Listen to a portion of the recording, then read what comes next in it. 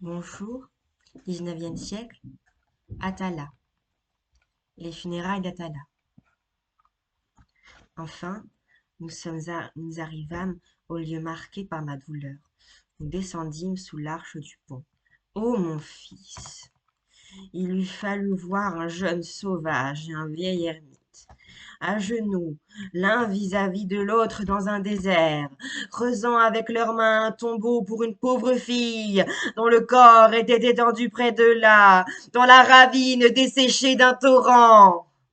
Quand notre ouvrage fut achevé, nous transportâmes la beauté dans son lit d'argile. Hélas!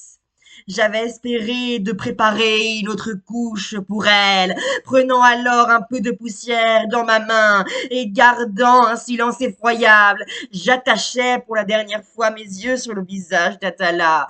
Ensuite, je répandis la terre du sommeil sur un front de 18 printemps. Je vis graduellement disparaître les traits de ma sœur et ses grâces se cachaient sous le rideau de l'éternité. Son sein surmonta quelque temps le sol narcis, comme un lys blanc s'élève dans le milieu d'une sombre argile. Lopé, m'écriai-je alors, vois ton fils inhumer ta fille. Et j'achevais de couvrir Atala de la terre du sommeil. René, paru en 1802 dans la première édition du Génie du christianisme, René en a été détaché en 1805 pour être réuni désormais à Atala. Autobiographie et fiction romanesque.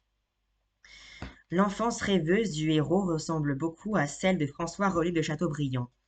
Le mal de René, ce vague des passions, semble être la peinture d'un état d'âme réellement éprouvé par l'auteur lors de son adolescence, et aussi dans la solitude de son exil à Londres, et le refoulement de son impossible amour pour la jeune Charlotte Yves.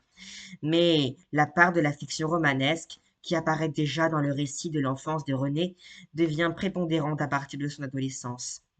Au moment où il écrit cet épisode, Chateaubriand a pu seulement rêver de ses grands voyages en Méditerranée où son imagination se complaît. Il ne les réalisera que plus tard. Et surtout, dans la seconde moitié du roman, il n'y a plus rien de commun entre sa seule Lucille et Amélie, dont l'aventure semble uniquement inspirée par des souvenirs littéraires.